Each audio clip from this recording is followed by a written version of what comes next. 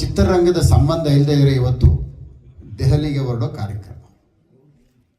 ಆದರೂ ಸಹ ಆ ಸೆಳೆತ ಇದೆಯಲ್ಲ ಚಿತ್ರರಂಗದ್ದು, ಅದು ಬಿಡೋದಿಲ್ಲ.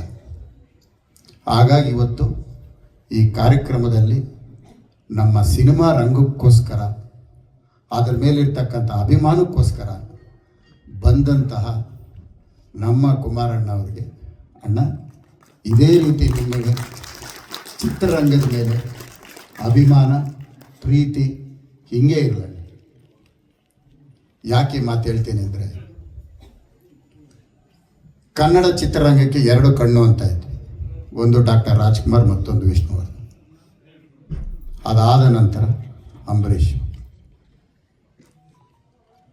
ಯಾವುದೋ ಒಂದು ಚಿತ್ರರಂಗ ನೆನೆಸ್ಕೊಳ್ಬೇಕು, ಸೂರ್ಯ ಚಂದ್ರ ಇರೋದು ಎಷ್ಟು ಸತ್ಯನೋ ಕುಮಾರಣ್ಣ ಚಿತ್ರರಂಗಕ್ಕೆ ಕೊಟ್ಟಿರಕ್ಕಂಥ ಕೊಡುಗೆ ಅಷ್ಟೇ ಸತ್ಯ.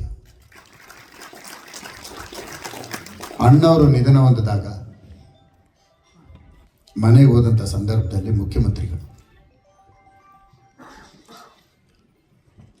ಜಾಗ ಬೇಕು ಅಂತ ಕೇಳಿದಾಗ ಆಲೋಚನೆ ಮಾಡಿದೆ. ನಿಮ್ಮ ತೀರ್ಮಾನ ನನ್ನ ತೀರ್ಮಾನ, ನಿಮ್ಮ ಚಿತ್ರರಂಗದ ತೀರ್ಮಾನ ನನ್ನ ತೀರ್ಮಾನ. ಅವ್ರಿಗೆ ನೀವು ಎಲ್ಲಿ ಸ್ಥಳಾವಕಾಶ ಕೇಳಿದ್ರು ಕೊಡೋಕ್ಕೆ ಸಿದ್ಧವಾಗಿದ್ದೀನಿ ಅಂತ ಯೋಚನೆ ಮಾಡದೆ ಒಂದೇ ವಾಕ್ಯದಲ್ಲಿ ಉತ್ತರ ಕೊಟ್ಟಂಥ ಒಬ್ಬ ಅಂದಿನ ಮುಖ್ಯಮಂತ್ರಿ ಯಾರಾದರೂ ಇದ್ದರೆ ಅದು ಕುಮಾರಣ್ಣ ಮಾತ್ರ.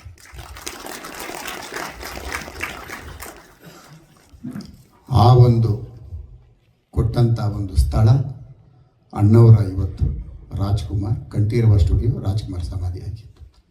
ನೆನೆಸ್ಕೊಂಡಿರ್ಬೇಕು, ಒಳ್ಳೆಯದನ್ನು ನಾವು ಮಾತನಾಡಲೇಬೇಕು. ಚಿತ್ರರಂಗಕ್ಕೆ ಕೊಟ್ಟಂಥ ಕೊಡುಗೆನ ನಾವು ನೆನೆಸ್ಕೊಳ್ತಾ ಇರಬೇಕು. ಅದಾದ ನಂತರ ಅಂಬರೀಷ್ ಅವರು, ಆವತ್ತು ಅವರೇ ಮುಖ್ಯಮಂತ್ರಿ. ಆವತ್ತು ನಾನು ವಿಕ್ರಮ್ ಹಾಸ್ಪಿಟ್ಲ್ಗೆ ಹೋದಂಥ ಸಂದರ್ಭದಲ್ಲಿ ಅಲ್ಲಿ ನಿಖಿಲ್ ಅವರಿದ್ದರು, ಯಶ್ ಅವರು ಇದ್ದರು. ಸ್ಥಳನ ಗುರುತಿಸಿ ಅಂತ ಹೇಳಿದಾಗ ಕಂಠೀರವ ಸ್ಟುಡಿಯೋಗೆ ಬಂದು ಖುದ್ದಾಗಿ ನಿಖಿಲ್ ಅವರು, ಬೆಳಕಿರಲಿಲ್ಲ, ಕಾರುಗಳನ್ನ ನಿಲ್ಲಿಸಿ ಬೆಳಕಾಕಿ ಈ ಸ್ಥಳ ಸೂಕ್ತವಾಗಿರುತ್ತೆ, ಇಲ್ಲಿ ಮಾಡಬಹುದು ಅಂತೇಳಿ ಯಶು ಇದ್ದರು. ಇವತ್ತು ಈ ಕಾರ್ಯಕ್ರಮಕ್ಕೆ ಬರಬೇಕಾಗಿತ್ತು, ಬರಲಿಲ್ಲ. ಅದು ನೆನೆಸ್ಕೊಳ್ಬೇಕು. ಆವತ್ತು ಆ ಜಾಗ ಗುರುತಿಸಿ ಕೊಟ್ಟಿದ್ದಕ್ಕೆ ಅದಕ್ಕೂ ಸಹ ನಾವು ಕುಮಾರಣ್ಣ ನೆನೆಸ್ಕೋಬೇಕು. ಬಹುಶಃ ವಿಷ್ಣುವರ್ಧನ್ ಅವರು ನಾವು ಕಳ್ಕೊಂಡ ಮೇಲೆ ಆವತ್ತು ಕುಮಾರಣ್ಣ ಮುಖ್ಯಮಂತ್ರಿ ಏನಾರು ಇದ್ದಿದ್ರೆ ಅದಕ್ಕೂ ನಮಗೆ ಸ್ಥಳಾವಕಾಶ ಸಿಗ್ತಾ ಇತ್ತು. ಕಾರಣಾಂತರಗಳಿಂದ ಇಂದಿಗೂ ಸಹ ನಾವು ಆ ನೋವಲ್ಲಿದ್ದೇವೆ. ಪ್ರತಿ ವರ್ಷ ಸೆಪ್ಟೆಂಬರ್ 18 ಬಂದಾಗ ವಿಷ್ಣುವರ್ಧನ್ ಅವರ ಸ್ಮಾರಕದ ಬಗ್ಗೆ ನಾವೆಲ್ಲರೂ ಸಹ ಮಾತನಾಡೋಂಥ ಪರಿಸ್ಥಿತಿ ಒಂದು ಇವತ್ತು ಜೀವಂತವಾಗಿದೆ. ಹಾಗಾಗಿ ನಾವೆಲ್ಲರೂ ಸಹ ಒಳ್ಳೆಯದನ್ನು ನೆನೆಸ್ಕೋಬೇಕು. ಹಂಗಾಗಿ ಕುಮಾರಣ್ಣಗೆ ಇರ್ತಕ್ಕಂತಹ ಸಿನಿಮಾ ರಂಗದ ಸಂಬಂಧದ ಬಗ್ಗೆ ನಾನು ಇಷ್ಟೊತ್ತು ಮಾತನಾಡಿದ್ದು. ಇನ್ನು ನನ್ನ ಶಾಸಕರು ಹಬ್ಬ, ಈ ಒಂದು ಹಬ್ಬದಲ್ಲಿ 50 ವರ್ಷಗಳು ಪೂರೈಸಿರ್ತಕ್ಕಂತಹ SVR ಅವರ ಬಗ್ಗೆ ಒಂದು ಕಾರ್ಯಕ್ರಮನ ಏರ್ಪಡಿಸಿರ್ತಕ್ಕಂತಹ ನನ್ನ ಆತ್ಮೀಯರು, ನನ್ನ ಸ್ನೇಹಿತರು ಕೃಷ್ಣೇಗೌಡರಿಗೆ ಮೊದಲು ಅಭಿನಂದನೆ.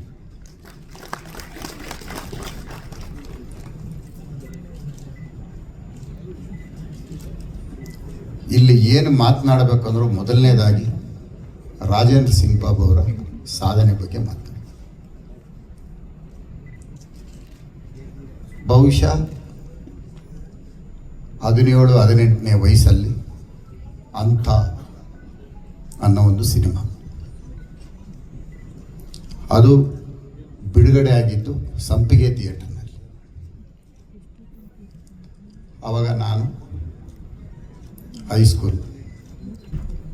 ಅಂಥ ಫಿಲಮ್ಮು ತೆಗೆದು ಬಿಡ್ತಾರಂತೆ, ಬ್ಯಾನ್ ಮಾಡಿಬಿಡ್ತಾರಂತೆ, ಇನ್ನು 2 ದಿನ ಅಂತೆ,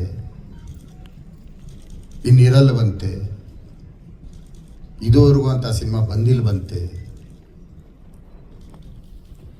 ಹಂಗಂತ ಮಾತುಗಳು ಬಂದಾಗ ಬಹುಶಃ ನಮ್ಮ ಹೈಸ್ಕೂಲು ವಿದ್ಯಾರ್ಥಿಗಳ ಹೆಚ್ಚು ಅವತ್ತು ಸಂಪಿಗೆ ಥಿಯೇಟ್ರ್ನಲ್ಲಿ ಇದ್ದಂಥದ್ದೇ ಎಲ್ಲ ಹುಡುಗರೇ ಜಾಸ್ತಿ. ಸಿನಿಮಾ ನೋಡಿದಾಗ ಪೂರ್ತಿ ತಿಳುವಳಿಕೆನೂ ಇಲ್ಲ,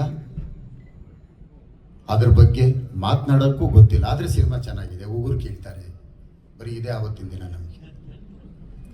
ಅದಕ್ಕೆ ಮುಂಚಿತವಾಗಿ ಯಾವುದು ಸಿನಿಮಾಗಳಲ್ಲಿ ಇರಲಿಲ್ಲ. 50 ವರ್ಷದಿಂದ ರಾಜೇಂದ್ರ ಸಿಂಗ್ ಬಾಬು ಅವರು ಮಾಡಿದಂಥ ಸಿನಿಮಾ ಆಮೇಲೆ ಉಗುರು ಕೀಳೋದು ಎಲ್ಲ ಸಿನಿಮಾಗಳಲ್ಲೂ ಇದೆ. ಆ ಉಗುರು ಕೀಳೋ ಸಿನಿಮಾ ಇನ್ನೂ ಮರ್ತಿಲ್ಲ. ಅದನ್ನು ಸೃಷ್ಟಿಕರ್ತರು ರಾಜೇಂದ್ರ ಸಿಂಗ್ ಬಾಬು, ಅಣ್ಣನ ವ್ಯಕ್ತ. ಅದಾದಮೇಲೆ ಕಾವೇರಿ ಥಿಯೇಟರ್ನಲ್ಲಿ ಮೆಕ್ಯಾನಸ್ ಗೋಲ್ಡ್ ನೋಡಿದ್ವಿ ನಾವು. ಭಾಳ ಇಷ್ಟ. ಅದೇನೋ ಕುದುರೆಗಳಲ್ಲಿ ಹೋಗ್ತಾರೆ, ನಿಧಿ ಎತ್ಕೊಂಡ್ಬರ್ತಾರೆ, ಅಂಥ ಒಂದು ಸಿನಿಮಾ ಮತ್ತೆ ಕಂಡುಬೇರುಂಡ. ಅಂಥ ಸಿನಿಮಾಗಳು ಕೊಟ್ಟು ಅದಾದಮೇಲೆ ಮುತ್ತಿನ ಹಾರ, ಬಂಧನ,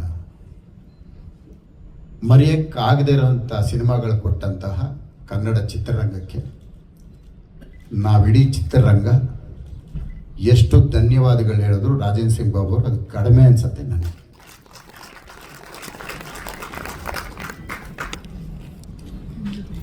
ಕೃಷ್ಣೇಗೌಡರು ಒಂದು ಮಾತು ಹೇಳಿದ್ರು, 2 ಕೋಟಿ ಕೊಟ್ಟರೆ ಸಿನಿಮಾ ಮಾಡ್ತಾರೆ ಅಂತ. ಸತ್ಯನ ನೋಡಿರೋರು, ಸತ್ಯನ ಹೇಳೋದಕ್ಕೆ ಯಾರಾದರೂ ಒಬ್ಬರು ಇರ್ಬೇಕಲ್ಲ. ಬಹುಶಃ 2003 ಅಥವಾ 2002 ನಾನು ಉಪೇಂದ್ರ ಅವರು ರಾಜೇಂದ್ರ ಸಿಂಗ್ ಬಾಬು ಅವ್ರನ್ನ ಭೇಟಿ ಮಾಡಿದ್ವಿ. ಇಬ್ಬರು ಜೊತೆಯಲ್ಲಿ ಭೇಟಿ ಮಾಡಿದ್ವಿ. ನಮ್ಮ ರಕ್ತ ಕಣ್ಣೀರು ಸಿನಿಮಾ ನೀವು ಮಾಡಿ ಅಂತ. ಮಾಡ್ತೇನೆ ಅಂತ ಒಪ್ಕೊಂಡಿದ್ದು ಆಯಿತು. ಅದಾದ ನಂತರ ಕೆಲವು ಕಾರಣಾಂತರಗಳಿಂದ ಅವರು ಒತ್ತಡದಲ್ಲಿ ಸಿನಿಮಾ ಮಾಡೋದಕ್ಕೆ ಕಷ್ಟ ಆಯಿತು ಅವ್ರ ಜೊತೆ. ಆಗ ಅವರಿಗೆ ನಾನು ರೆಮಂಡ್ರೇಷನ್ ಮಾತಾಡಿದ್ದೆ. ಇವತ್ತು ಸತ್ಯ ಹೇಳ್ತಾ ಇದ್ದೀನಿ. ಏರ್ಪೋರ್ಟ್ ರಸ್ತೆನಲ್ಲಿ 1 ಎಕರೆ 6 ಲಕ್ಷ, 2 ಎಕರೆ ಜಾಗ ಇದೆ. ರೆಮಂಡ್ರೇಷನ್ ತಗೋಬೇಡಿ, ಈ ಲ್ಯಾಂಡ್ ತಗೊಳ್ಳಿ, ಸಿನಿಮಾ ಮಾಡಿಕೊಡಿ ಅಂತ ಕೇಳಿದ್ದು ಬಾಬು ಅವ್ರು ಮರ್ತಿದಾರಲ್ಲೂ ನನಗೆ ಗೊತ್ತಿಲ್ಲ.